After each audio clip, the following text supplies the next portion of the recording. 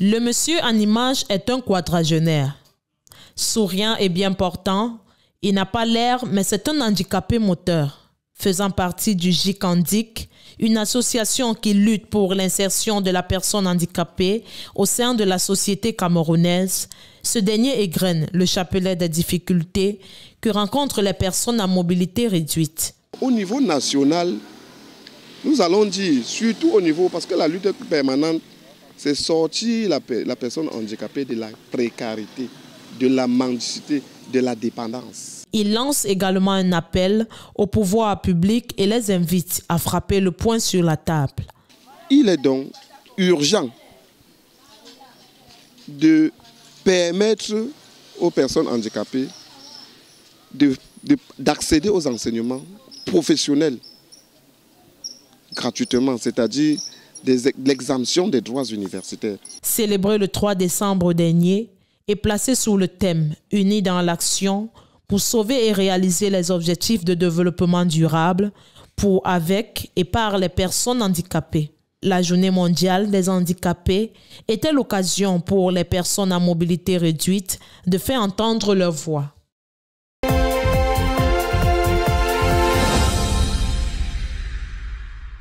Le non-respect du code de la route et l'absence de permis de conduire font problème au Cameroun.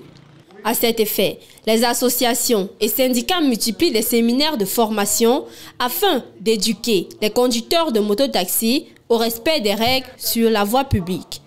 Et nous avons pensé que si nous ne pressons pas sur le pas à mettre en formation des conducteurs de mototaxi, afin pour le civisme et le code de la route, afin d'obtenir le permis de conduire, cette date butoir pouvoir arriver sans que rien ne fait. Et on aura plus, n'est-ce pas, de pan à pouvoir dire quelque chose, n'est-ce pas, de compréhensible.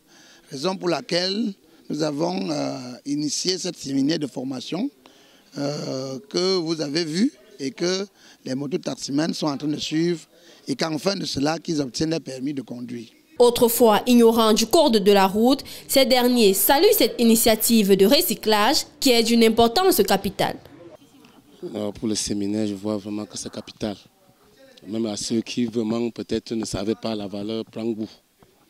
Le séminaire était tellement important, surtout pour ceux qui ne croyaient pas et qui n'ont jamais. Et d'autres sont comme ça qu'à la recherche d'argent, mais moralement dans la tête, ils ne sont pas civilisés au niveau de ce qu'on appelle les codes de la route. Pour eux, c'est leur argent. Bon, alors ce séminaire aide beaucoup de faire le développement et se réadapter même et apprendre. Au sortir de cette formation, les participants se sont davantage outillés et disent être à mesure d'éduquer les autres n'ayant pas pu prendre part à cette formation. Avec la connaissance que j'ai puisée au séminaire, je suis déjà capable de le transmettre chez mes collègues qui ne sont pas venus et les encourager que s'il arrive qu'on lance un prochain séminaire, qui ne manque pas, parce que c'est important, ça enrichit, ça amplifie la connaissance, parce que bon nombre parmi nous sont ignorants. Moi, j'étais ignorant, mais maintenant, quand je roule, je connais déjà que non. Quand je vois un panneau, je connais que non. Ce panneau signifie telle chose. En rappel, cette initiative a été mise sur pied afin de respecter les instructions du ministre de l'administration territoriale, Paul Atangandji, portant au conformement en vigueur de chaque conducteur de mototaxi. En espérant qu'une telle initiative contribue à la réduction drastique des cas d'accidents observés sur nos routes.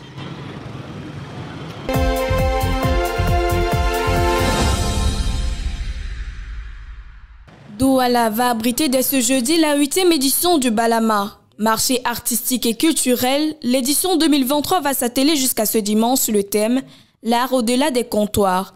C'est ce qui ressort d'une conférence de presse tenue ce lundi à Douala. Le thème a été choisi en fonction de nos aspirations vers l'international et on a essayé de porter le Balama au-delà de nos frontières. Plusieurs activités vont meubler ce marché central de l'art africain et des innovations sont également à relever. Un atelier en art plastique qui sera donné par la princesse Marilyn Douala Belle, la promotrice de Douala Art. Nous avons également le talk qui sera donné par George Fotso, un talk sur la promotion des œuvres artistiques dans les médias. Nous avons un talk qui sera également donné par Lucie Memba. qui est actrice et productrice, sur l'héritage que l'ancienne génération donne à la nouvelle génération en ce qui concerne le cinéma.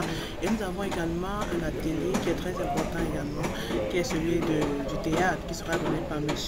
Martin Barra, qui nous vient de Yaoundé. Vous allez voir qu'il y a des participants qui viennent de tous les pays d'Afrique centrale. On a les participants qui viennent du Congo, du Gabon, du Tchad. Ça, c'est une innovation. Et en plus de ça, on a essayé d'améliorer la qualité de nos spectacles. L'événement va se dérouler dans un cadre atypique, la rue. Les défis sécuritaires se posent, mais les organisateurs rassurent. Nous avons une équipe forte avec laquelle nous travaillons depuis la première édition et qui est une équipe qui surveille toutes les cartes d'entrée du marché. Pendant 4 jours dans les rues de Bali, quartier situé dans le premier arrondissement de Douala, le Balama entend se positionner comme un acteur majeur de l'économie de la connaissance et va s'inscrire dans une économie créative.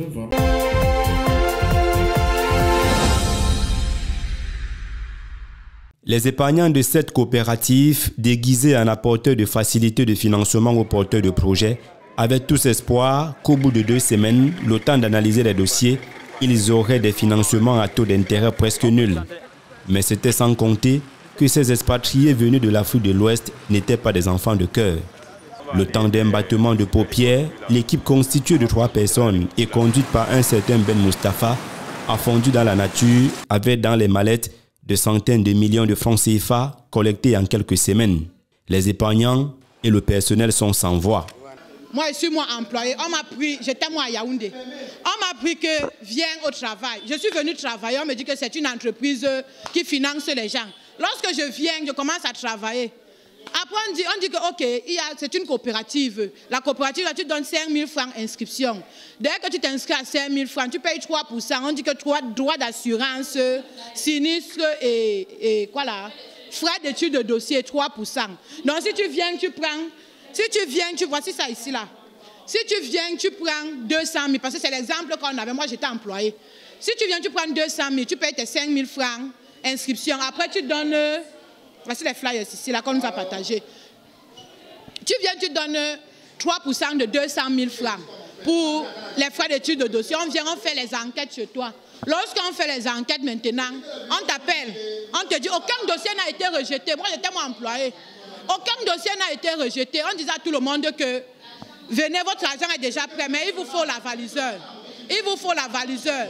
Il vous faut la valiseur, tout le monde, aucun dossier. Il vous faut la valiseur, il faut la valiseur. Après, tu payes 15%. Si tu as pris, quelqu'un est venu, parce que moi, j'avais un client qui voulait 5 millions. Quand tu as 5 millions, tu vas payer 15% de 5 millions. Rendu au siège de Simexat ce matin au quartier Château d'eau de Deido, les bureaux sont hermétiquement fermés. Aucune affiche ne donne la conduite à tenir aux visiteurs qui y défilent de temps en temps. Le programme, il vient là-bas, tu vas envoyer quelqu'un qui va donner la place. Tu vas envoyer la place, il donner 40 000 francs. Bon, maintenant, ils vont connaître quand j'ai demandé près de 2 millions de francs. Il fallait 15%. Bon, j'ai commencé à, quand ils vont verser, je vais commencer à verser un peu. D'accord. Les téléphones des responsables sont déconnectés du réseau. Après quelques tentatives, nous parvenons à joindre un agent de collecte au téléphone. Allô, bonjour. C'est Madame Suzanne. Bonjour.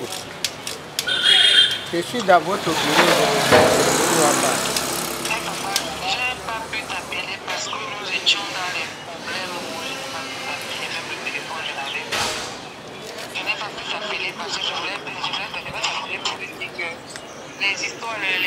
Les gens, notre directeur était un malhonnête qui a pris tout l'argent parti avec. Il a pris l'argent des clients parti avec. Nous-mêmes, nous avons mis dans les problèmes, les salaires, il ne nous a pas payé. C'est pour ça que tu vois ça fermé. Ah. Comment le patron comme ça peut faire un truc à eux? Mais il a fui, il est parti où? Il est toujours au Cameroun. On dit qu'ils vont les arriver à Kribine, donc on est en train de tracer pour les arriver. Non, si c'est ici au Cameroun, on va le trapper. Parce que... Oui, je n'ai pas, peut-être seulement grave, même appeler les gens de téléphone, je n'avais pas. Nous étions tous à la tête ici là-bas. Je te dis. Bon, d'accord.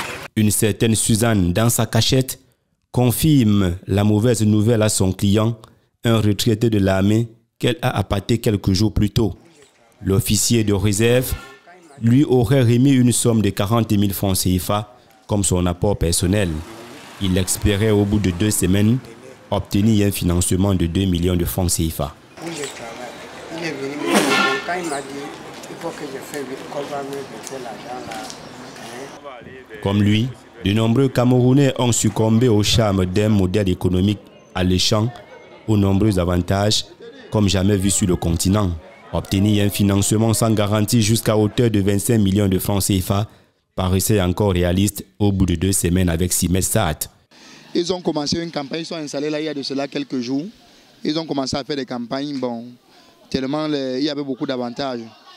Nous, on s'est dit que bon, vu que c'est décembre, parce qu'ils ont employé une très bonne politique, même ils ont dit que ceux qui se souscrivaient maintenant, on devait les financer pour le mois de décembre. Donc chacun s'est bousculé. Et maintenant pour construire le dossier, il fallait quoi?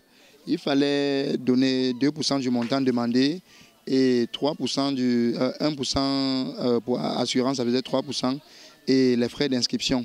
Nombreux y ont cru, oubliant vite les épopées récentes de Cofines, Comessi et Mida en 2016. Pour chacune des microfinances sus-évoquées, l'on parle de centaines de millions de francs CFA emportés par des hommes sans foi qui détiennent et présentent des documents officiels sur l'existence légale de leur entreprise.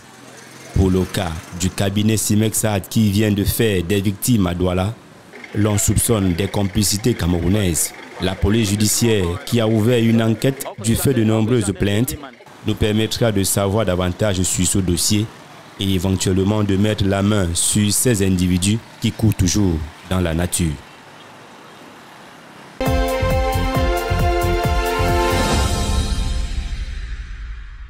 « 5 décembre 2013, 5 décembre 2023.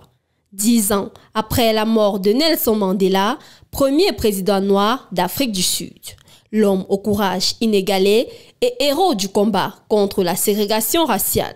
Symbole de la lutte pour la justice, l'égalité, la dignité. Symbole d'espoir, de tolérance, d'humanité, d'exemplarité et source d'inspiration. Nelson Mandela est entré dans l'histoire. Son sourire s'affiche toujours en grand sur plusieurs immeubles du centre de Johannesburg. Né le 18 juillet 1918 en Union d'Afrique du Sud, Nelson Mandela est connu pour être un homme politique aux commandes de la lutte contre l'apartheid, ce qui mène d'abord à la lutte pacifique contre l'oppression. Condamné en 1964 à la prison à vie, il restera incarcéré 27 ans. Il sera élu le 27 avril 1994 à la présidence de son pays, quelques années seulement après sa sortie de prison. Il obtiendra le prix Nobel de la paix en 1993. Vers la fin de sa vie, il n'a plus participé à la vie politique, mais s'était tourné vers des associations caritatives.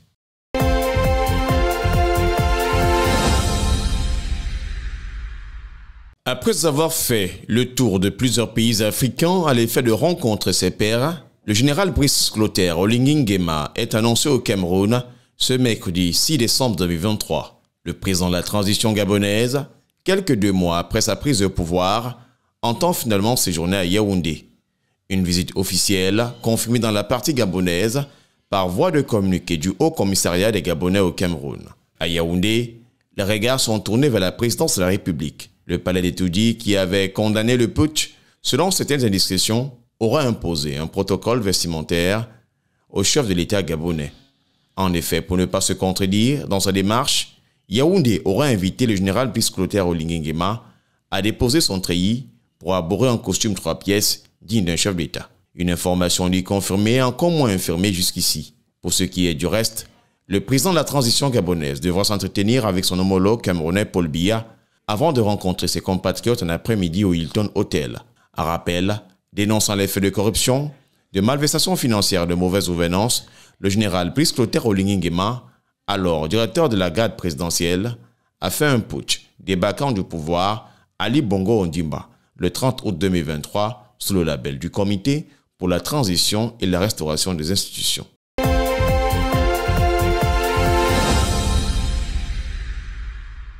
Après de nombreuses pluies diluviennes qui ont secoué le pays pendant plusieurs jours, les populations gabonaises appellent à l'aide.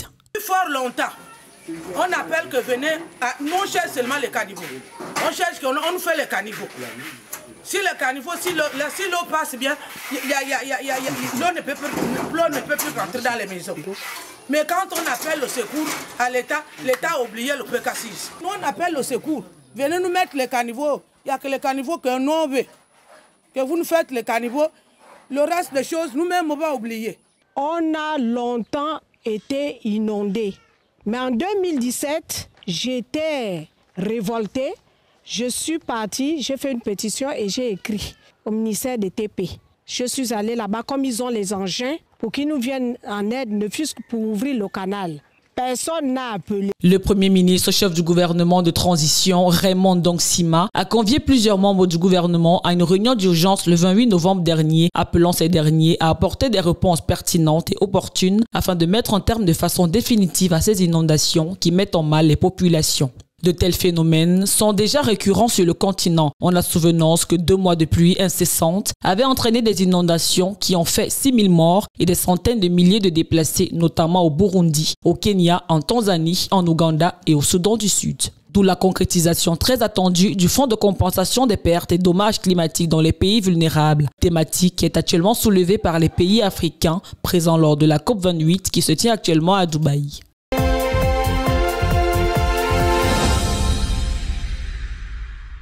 Umaro Sissoko Embalo, le président de la Guinée-Bissau, a décidé le lundi 4 décembre 2023 de suspendre le Parlement 3 jours après des affrontements entre militaires qu'il a qualifiés de tentative de coup d'État. Je suis aussitôt revenu à cause de cette tentative de coup d'État, mais je peux vous assurer qu'il y aura de graves conséquences. Il n'y aura jamais plus d'autres coups d'État. Le coup d'État du 1er février est déjà terminé. Tous les acteurs paieront cher. L'actuel président d'exercice de la CEDEAO a également précisé que la date des prochaines élections législatives sera fixée au moment opportun, conformément aux dispositions de la Constitution. Rappelons que jeudi dernier, alors que 2 membres du gouvernement étaient convoqués par la justice et mis en garde à vue, des éléments de la garde nationale ont fait éruption pour les libérer, ce qui aurait motivé la sortie du président qui redoute l'éventualité d'un coup d'État.